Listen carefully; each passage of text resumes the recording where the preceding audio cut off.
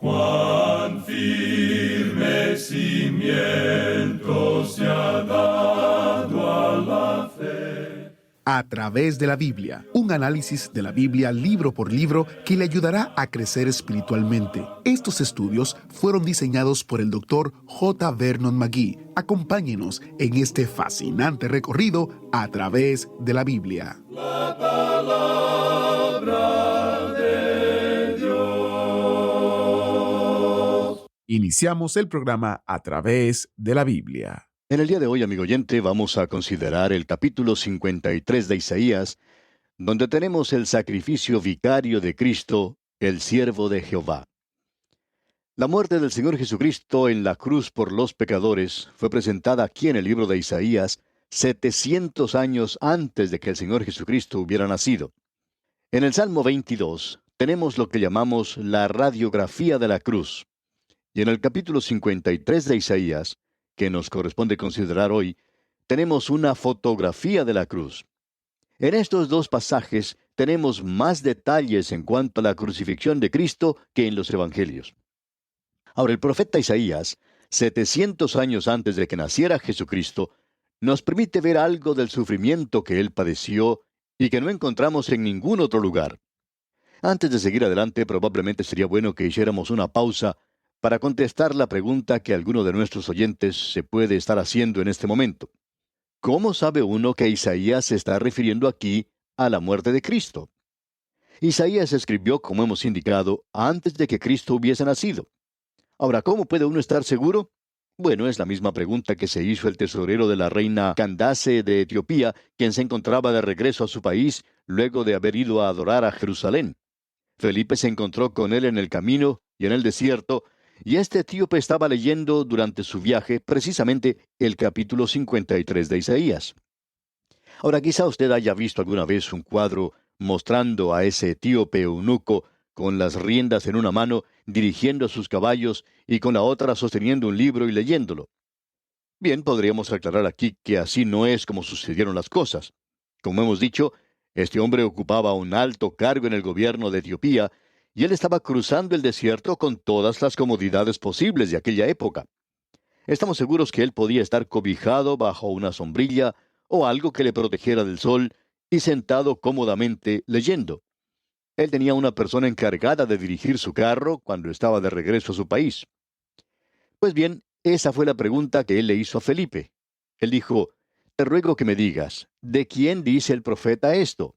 ¿De sí mismo o de algún otro?». Y eso lo tenemos en el libro de los Hechos. Allí se nos dice: «Entonces Felipe, abriendo su boca y comenzando desde esta escritura, le anunció el Evangelio de Jesús». El Señor Jesucristo mismo en el Evangelio de Juan, capítulo 12, versículo 38, cita un pasaje de este capítulo 53 de Isaías. Y él aplicó lo que allí se decía a sí mismo. Y el apóstol Pablo, en su epístola a los Romanos, capítulo 12, versículo 16, cita de este mismo capítulo en relación al Evangelio de Cristo. Ahora, sin querer decir más de lo que indican estas referencias mencionadas, queremos afirmar que Isaías, capítulo 53, se refiere a Cristo, y aún más que eso, esta es una fotografía de la cruz de Cristo cuando Él estaba muriendo allí. Este capítulo, como ya hemos indicado anteriormente, nos dice dos cosas en cuanto al Señor Jesucristo. En los primeros 9 versículos tenemos el sufrimiento de Cristo o el sufrimiento del Salvador. Y en los versículos 10 al 12 tenemos la satisfacción del Salvador. Usted verá que estas dos cosas pertenecen la una con la otra, el sufrimiento y la satisfacción. El sufrimiento siempre precede a la satisfacción. Hay demasiadas personas hoy que tratan de tomar algún atajo para llegar a la felicidad, tratando de evitar todas las cosas duras, las experiencias difíciles de la vida. Amigo oyente, no se puede tomar un atajo en el camino a la satisfacción. Y es por esa razón por la cual nosotros condenamos abiertamente el hecho de que muchas personas que piensan que si uno toma un cursillo sencillo de 1 o 2 semanas, o que asiste a una clase una vez por semana por varios meses, que de alguna forma u otra les dará la respuesta para todos los problemas de la vida y que uno está bien equipado entonces con la armadura del Señor. Pues bien, amigo oyente, así no es como Dios hace las cosas. No hay un camino más corto. Ni siquiera Dios tomó un atajo para llegar a ese objetivo. Él podría haber evitado la cruz y haber aceptado la corona. Esa fue la sugerencia que Satanás le hizo, ¿usted recuerda? Pero el sufrimiento, amigo oyente, siempre viene antes de la satisfacción. Y eso ha sido expresado en varias formas diferentes. Por ejemplo, a través de la prueba al triunfo. El sol sale detrás de las nubes. La luz sigue a las tinieblas. Las flores salen después de la lluvia. Esa parece ser la forma en que Dios hace siempre las cosas. Y ya que ese es su método, entonces es la mejor manera. Digamos, amigo oyente, que usted está sentado envuelto en las tinieblas de la vida. Las pruebas están ante usted. Los problemas lo subyugan. Y en el presente, el horno ardiente es su porción. Y usted está saboreando lo amargo sin lo dulce. Si eso es lo que le sucede en este instante, permítanos animarle, amigo oyente, y fortalecer su fe, diciendo que usted se encuentra en el mismo camino que sigue Dios, y que por último lo lleva a la vida si usted anda con Él. Por la noche durará el lloro, y a la mañana vendrá la alegría, dice la Escritura. Pensando en esas cosas, observemos entonces el sufrimiento del Salvador. Este capítulo 53 de Isaías comienza con una pregunta un poco enigmática. Leamos el primer versículo. ¿Quién ha creído a nuestro anuncio y sobre quién se ha manifestado el brazo de Jehová? Parecería que el profeta aquí está presentando una queja porque la gente no cree su mensaje. Aquello que se le había revelado a él no era recibido por los hombres, y eso es siempre la triste tarea del profeta. Cuando Dios llamó a este hombre Isaías, en el capítulo 6 de su libro, Él le dijo, tú recibirás un mensaje que la gente no va a querer oír y no te van a escuchar. Y por cierto que esa fue su experiencia cuando Él habló aquí acerca del Salvador sufriendo. Su mensaje siempre es rechazado hasta que ya es demasiado tarde. Los mensajeros de Dios no han sido bienvenidos ni recibidos con los brazos abiertos por parte del mundo. Los profetas han sido lapidados, el mensaje no ha sido obedecido, y eso es cierto también en el día de hoy. Pensamos que es así en este mismo instante. Usted recuerda que después de la Primera Guerra Mundial, cuando todos estaban hablando acerca de la paz y la seguridad, era algo no muy popular el siquiera sugerir que pudiera venir otra guerra. La opinión pública entonces demandaba que se hundieran todos los buques de guerra, que los países pusieran en efecto un desarme total, porque los líderes de entonces decían que el mundo ya estaba bien para disfrutar de la democracia. Como hemos dicho, estamos hablando acerca de la Primera Guerra Mundial.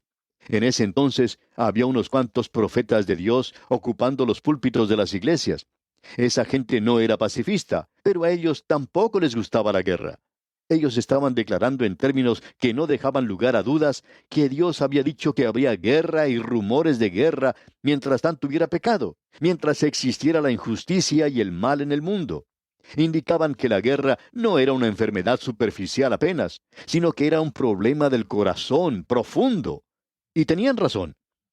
Y sus predicciones se confirmaron cuando comenzó la Segunda Guerra Mundial.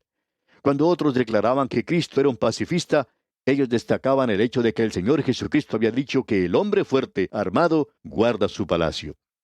Quizá nosotros hemos podido llegar a conocer a hombres de Dios que eran fieles siervos del Señor Jesucristo y que buscaban complacer a Dios antes que a los hombres. Y encontramos que su mensaje era rechazado en su mayor parte. Esta clase de predicador no era muy popular con las multitudes. Sin embargo, el predicador liberal sí era aceptado por la gente. Pero al pasar del tiempo, se ha demostrado que el fiel siervo del Señor Jesucristo tenía razón. Los sucesos del presente demuestran que Él estaba hablando por el bien de la nación y que no era un enemigo de su patria. Él era un profeta de Dios y Él podía decir con Isaías, ¿quién ha creído a nuestro anuncio? Y a nosotros nos sorprende en realidad la forma maravillosa en que la gente responde a nuestro programa radial. De vez en cuando se nos recuerda que nos encontramos hoy en un mundo que rechaza a Cristo. Hay algunas personas a las cuales no les gusta nuestro mensaje. Cierto hombre dijo que a él no le interesaba la religión de la forma en que nosotros la estamos presentando. Este hombre quería saber si no era posible presentar algo que fuera un poquito más alegre, que los hombres estaban progresando y que continuaban en su marcha hacia arriba y que las cosas no eran tan malas como parecían. Bien, cuando esas cosas se nos presentan, nos hacen recordar que nos encontramos en un mundo que rechaza al Señor Jesucristo y lo aceptamos como tal y seguimos adelante. Ahora nos regocijamos en saber que tenemos una gran audiencia. Y creemos que en este instante hay muchas voces que están tratando de despertar a nuestras naciones para que regresen a Dios antes de que sea demasiado tarde. Y a pesar de todo esto, las multitudes se están dirigiendo a ciegas hacia un espejismo y piensan que si siguen en ese camino, todo va a quedar bien al final. Pues bien, el apóstol Pablo decía que la palabra de la cruz es locura a los que se pierden. Y por las ideas que se expresan públicamente, nosotros podemos saber que hay muchos para quienes la predicación de la cruz es entera locura. Tenemos que admitir que hay muchas predicaciones que dejan mucho que desear y no podemos pedir disculpas por eso. Pero Dios dice que la gente iba a identificar la cruz con la locura, y por tanto, este mensaje es un desafío, un reto a esas personas, porque existe una razón para pensar en la forma en que ellos lo hacen. Dios dice, pero el hombre natural no percibe las cosas que son del Espíritu de Dios, porque para él son locura, y no las puede entender, porque se han de discernir espiritualmente. Sería bueno que el hombre le diera la oportunidad a Dios, pero también debemos recordar que Dios no utiliza los métodos ni las formas de actuar del hombre para lograr las cosas. Lo débil del mundo escogió Dios para avergonzar a lo fuerte, dice la Escritura. También nos dice que lo necio del mundo escogió Dios para avergonzar a los sabios. Si nosotros, cuando estamos enfermos, llamamos a algún especialista, no esperamos que esta persona utilice los mismos métodos de la casa o remedios caseros que nosotros utilizamos. Quizá nos confunda un poco la forma de actuar de él, pero nosotros seguiremos sus instrucciones fielmente. ¿No deberíamos entonces actuar con Dios de la misma manera en que lo hacemos con un especialista? Pero aún nosotros tenemos que decir como el profeta Isaías, ¿quién ha creído a nuestro anuncio y sobre quién se ha manifestado el brazo de Jehová? Existe una razón muy concreta por la cual los hombres no creen en el Evangelio de Dios. A los hombres les gusta pensar de Dios como que éste estuviera sentado por allá en algún lugar de los cielos, en algún trono elevado. Los antiguos hablaban de sus dioses cuyas moradas no estaban junto a las de los hombres. Los griegos colocaban a sus deidades en el monte Olimpo, y los romanos tenían a Júpiter lanzando rayos y truenos desde las nubes. Es algo extraño al campo de la religión el que Dios haya venido a esta tierra y haya estado entre los hombres, el que haya sufrido sobre esa cruz vergonzosa. Eso es demasiado para poder comprenderlo. La mente moderna llama a esto derrotismo. No quieren tener nada que ver con esto. Una deidad que sufre es contraria al pensamiento del hombre. Sin embargo, amigo oyente, hay algo fascinante, hay algo especial en cuanto a este capítulo 53 de Isaías. Aquí vemos a alguien sufriendo de una forma tal como ninguna otra persona ha sufrido. Allí le vemos sufriendo de una manera muy intensa. Existe una extraña atracción hacia él y hacia su cruz.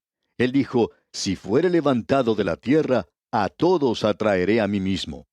El sufrimiento tiene una atracción en particular. El dolor nos hace que nos unamos. Cuando usted y yo vemos a una pobre criatura quejándose y lamentándose, cubierta de sangre, nuestros corazones de una forma instintiva se unen a esa persona. De alguna forma queremos ayudar. Esa es una de las razones por la cual la Cruz Roja tiene tanta atracción y aceptación en el corazón del hombre.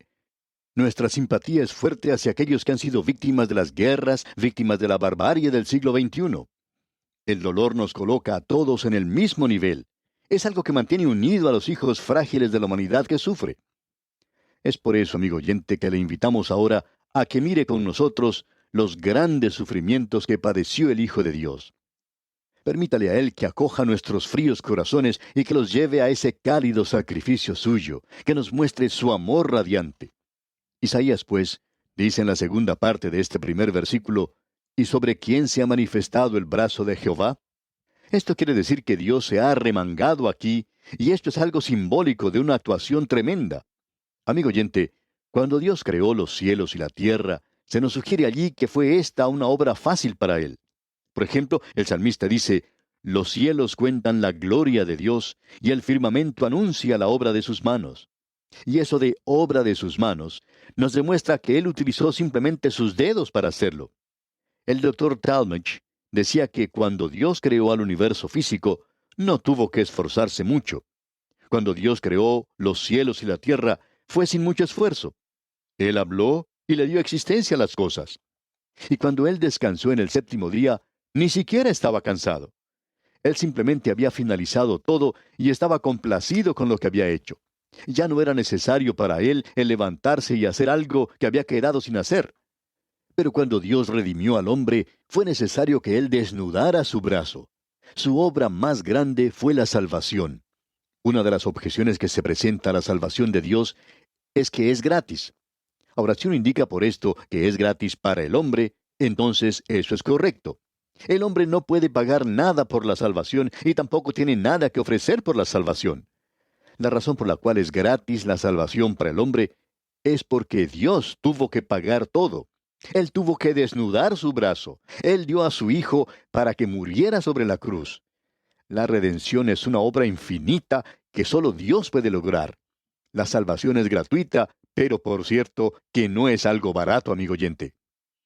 Aquí tenemos ante nosotros a la persona de Cristo. Se nos dice aquí algo acerca de su origen en cuanto a su humanidad. Leamos el versículo 2. Subirá cual renuevo delante de él, y como raíz de tierra seca. No hay parecer en él, ni hermosura. Le veremos, mas sin atractivo para que le deseemos. Cristo era una raíz de tierra seca. Eso quiere decir que el momento que tuvo lugar el nacimiento de Cristo, la familia de David había sido quitada en cuanto al reino se refiere. Su familia era nada más que campesinos. Ya hemos visto esto anteriormente cuando hablamos de la vara que provenía de Isaí. Ya no eran príncipes, sino campesinos. La nación de Israel estaba bajo la bota romana, no eran libres. El imperio romano no produjo una gran civilización. Ellos eran simplemente buenos imitadores de una gran civilización. Sus logros fueron mediocres y tenían una pseudocultura. La base moral había desaparecido. La hombría viril y la feminidad virtuosa habían desaparecido también, y habían sido reemplazadas por una ciudadanía que amaba el placer y las orgías. La religión de Israel había prácticamente desaparecido. Lo único que había quedado era un rito vacío, y sus corazones continuaban fríos e indiferentes. Tal era la situación cuando vino Cristo. Él procedía de una familia noble que había sido cegada, de una nación que había llegado a ser vasallo de Roma en un día y una época que era decadente. La flor más hermosa de la humanidad vino proveniente de un lugar seco y de período similar de la historia del mundo. Humanamente hablando, era imposible para que en ese día y generación Él fuera producido. Sin embargo, Él vino de Dios. Quizá podamos ilustrar eso de forma sencilla. Si usted y yo estamos andando por el desierto, donde no se ve ninguna planta, y de pronto nos encontramos con una hermosa planta de lechuga que está creciendo allí en ese desierto seco, nosotros nos sorprenderíamos mucho. Nos preguntaríamos, ¿cómo una planta como esa podría crecer en ese desierto? Lo consideraríamos un milagro, ¿verdad? Pues bien, la llegada de Cristo a este mundo fue algo así. Y esa es una de las razones por la cual la evolución siempre ha tratado de librarse del Señor Jesucristo y de quién es Él, porque la humanidad no lo puede producir. Sin embargo, Él vino a esta humanidad. La evolución nunca puede crear un Jesús. Lo interesante es que Él es diferente. Él es una raíz de tierra seca. Ahora el profeta pone nuestra atención inmediatamente en el sufrimiento y la muerte en la cruz. No hay parecer en Él ni hermosura. Le veremos, más inatractivo para que le deseemos. De este pasaje algunas personas han querido decir que Cristo era una persona sin ningún atractivo y quizá deformado de alguna manera. Hay algunos que aún se han atrevido a sugerir que su apariencia personal era repulsiva de alguna forma. Eso no puede ser cierto, porque Él era el hombre perfecto, y los evangelios no indican nada en cuanto a la supuesta deformidad. Fue sobre la cruz que esta declaración en cuanto a Él llegó a ser una realidad verdadera. Su sufrimiento fue tan intenso que Él fue en realidad desfigurado y deformado que ya ni se parecía a un hombre. Lo que sucedió en la cruz no fue algo muy hermoso que digamos. Fue en realidad algo terrible de observar. Hay algunos hoy que construyen, fabrican algunas cruces que son muy atractivas, pero eso no representa su cruz. Su cruz no era algo bueno de observar. Su sufrimiento fue algo indecible. Su muerte fue algo horrible. Él no tenía ya forma humana como resultado del trato brutal al que fue sometido, como indicamos en nuestro programa anterior. Naturalmente, nosotros queremos saber por qué su muerte fue diferente y horrible. ¿Cuál es el significado de su muerte en la cruz? Bueno, notemos cuidadosamente la respuesta que tenemos aquí en el versículo 4 de este capítulo 53 de Isaías. Ciertamente llevó él nuestras enfermedades y sufrió nuestros dolores, y nosotros le tuvimos por azotado, por herido de Dios y abatido. Ahora el profeta temía que usted y yo quizá llegáramos a perder el significado de esto, por tanto lo menciona 2 o 3 veces en este pasaje. Mas Jehová cargó en él el pecado de todos nosotros. Con todo eso, Jehová quiso quebrantarle, sujetándole a padecimiento. Nuestras almas se llenan de aturdimiento cuando reconocemos que fue Dios quien trató al hombre perfecto en forma tan terrible. Nosotros no lo comprendemos y esto nos lleva a preguntar a Dios por qué le trató de tal manera. ¿Qué fue lo que él hizo para merecer tal trato? Miremos nuevamente a la cruz. Cristo estuvo sobre esa cruz 6 horas, colocado entre el cielo y la tierra entre las 9 de la mañana y las 3 de la tarde. En las primeras 3 horas, el hombre hizo lo que peor podía hacer. Le ridiculizó, le escupió, le golpeó, le clavó sin misericordia en esa cruz cruel, y luego se sentó para ver cómo moría. Al mediodía, luego que él había estado colgado en esa cruz por 3 horas agonizantes, Dios puso un velo sobre su Hijo. La oscuridad de las tinieblas cubrieron esa escena, ocultando del ojo humano esa transacción entre el Padre y el Hijo. Cristo llegó a ser el sacrificio por el pecado del mundo. Dios hizo de su alma una ofrenda por el pecado. Él fue tratado como pecado. Se nos dice que Él no tenía pecado, fue hecho pecado por nosotros. Si usted quiere saber si Dios odia el pecado, observe la cruz, amigo oyente. Si usted quiere saber si Dios castigará el pecado, mire a su querido Hijo, a ese amado de su corazón, soportando las torturas de ese castigo. ¿Cómo podremos imaginarnos que nosotros podemos escapar si no aceptamos tan grande salvación? La cruz se convirtió en un altar donde contemplamos al Cordero de Dios quitando el pecado del mundo. Él no estaba muriendo por ninguna otra persona. Él estaba muriendo por usted y por mí, amigo oyente. Escuchemos lo que dice el profeta aquí en los versículos 5 y 6 de este capítulo 53 de Isaías. Mas él herido fue por nuestras rebeliones, molido por nuestros pecados. El castigo de nuestra paz fue sobre él, y por su llaga fuimos nosotros curados. Todos nosotros nos descarriamos como ovejas, cada cual se apartó por su camino. Mas Jehová cargó en él el pecado de todos nosotros.